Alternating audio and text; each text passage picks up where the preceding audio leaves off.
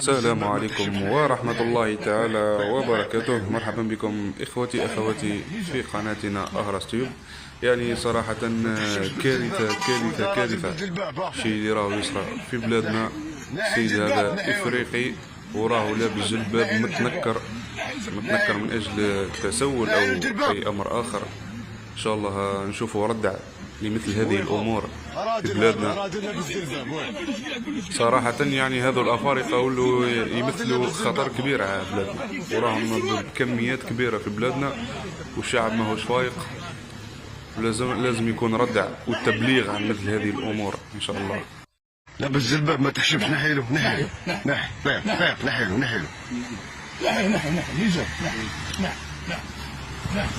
ما تحشمش.